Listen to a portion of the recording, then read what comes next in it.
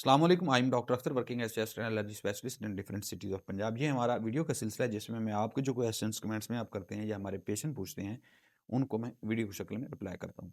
ये क्वेश्चन था कि एक पेशेंट पूछा, मेरे शोहर जिनकी उम्र 48 ईयर है, उन्हें काफ़ी अरसा से रात के वक्त खर्राटे आते हैं, नींद के दौरान सांस रुक जाता है, सुबह उठते वक्त सर दर्द और गले में खुश्कपन, दिन के वक्त वो कहते हैं ज़्यादा नींद आती है और थकन सी फील होती है, और उनको ब्लड प्रेशर का मसला भी है, और पिछले 1 साल से उनका दमा भी कंट्रोल में नहीं है और ब्लड प्रेशर भी कंट्रोल में नहीं रहता।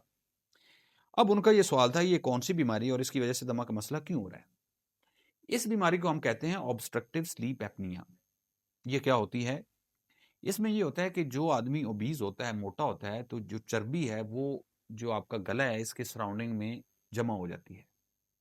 जो हम इसको टेक्निकल डिफाइन करते हैं कि अगर किसी का 17 इंच से 17 इंच से ज़्यादा उसका कॉलर साइज़ हो जाए, तो इस तरह के लोगों में तकरीबन 80 से 90% पॉसिबिलिटी होती है कि उनको ये बीमारी हो जाती है ऑब्स्ट्रक्टिव स्लीप एपनिया।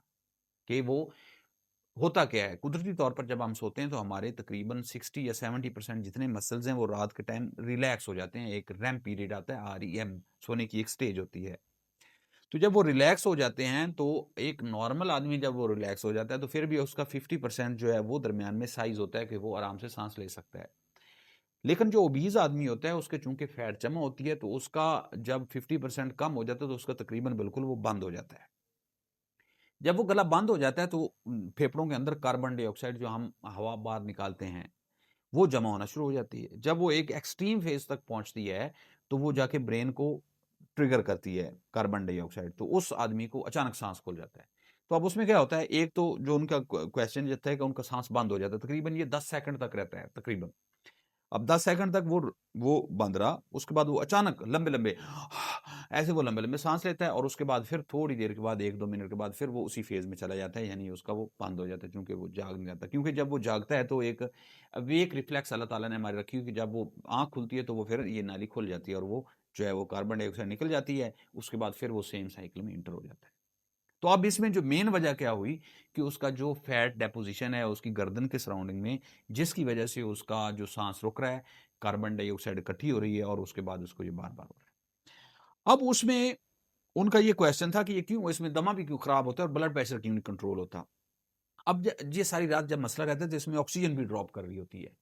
अगर कोई प्रॉपर एज़मा की मेडिसिन ले भी रहा है, तो इस मसले की वजह से जब बार-बार ऑक्सीजन ड्रॉप कर रही होती है, तो उसको किसी मेडिसिन का कोई बेनिफिट नहीं होता।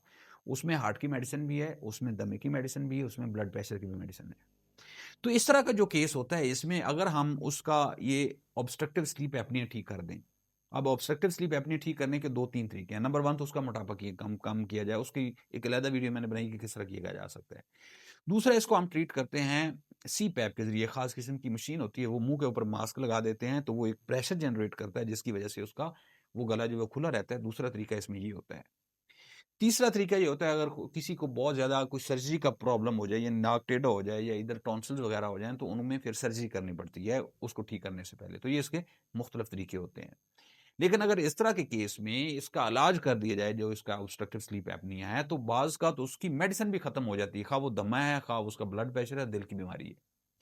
क्योंकि इस केस में हम टेक्निकली बोलते हैं रिफ्रैक्टरी डिजीज़ हो जाती है, कि उसको ब्लड प्रेशर की दवाइयाँ असर नहीं करती, उसको दमे की दवाइयाँ असर नहीं करती, जब तक उसका ये मसला हल ना हो। जब उसका ये मसला हल हो जाता है, तो उसको फिर बाज़ का मेडिसिन ही खत्म हो जाती है, दमे की या ब्लड प्रेशर की या हार्ट की। तो इसमें ये ठीक करना ज़रूरी होता है। अगला उनका क्वेश्चन था कि इसका डायग्नोस्टिक टेस्ट क्या है और इलाज क्या है? डायग्नोस्टिक टेस्ट इसके लिए हम स्लीप स्टडी करते हैं। स्लीप स्टडी खास किस्म का एक टेस्ट होता है, इसके 2-3 लेवल होते हैं।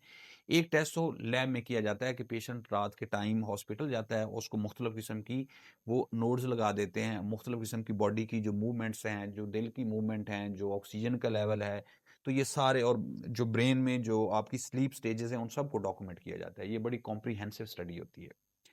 दूसरी या तीसरा लेवल का ये होता है कि हम 3-4 चीज़ों को देखते हैं। एक लेवल ये भी होता है कि उसमें हम सिर्फ़ आपकी जो हार्ट बीट है, जो ऑक्सीजन का लेवल, वो घर में स्टडी हो सकती है। तो इसके मुख्तलिफ लेवल होते हैं उसको स्टडी करने के।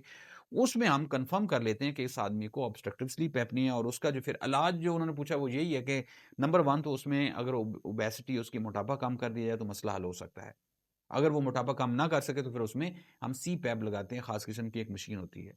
लेकिन अभी कुछ मार्केट में ट्रायल्स हो रहे हैं, रिसर्च हो रही है, कुछ टैबलेट्स भी आ रही हैं, और होपफुली वो 1, 2 या 3 सालों में आ जाएँगी। जब वो आ जाएँगी तो वो एक अच्छा इलाज हो जाएगा इस तरह के लोगों के लिए।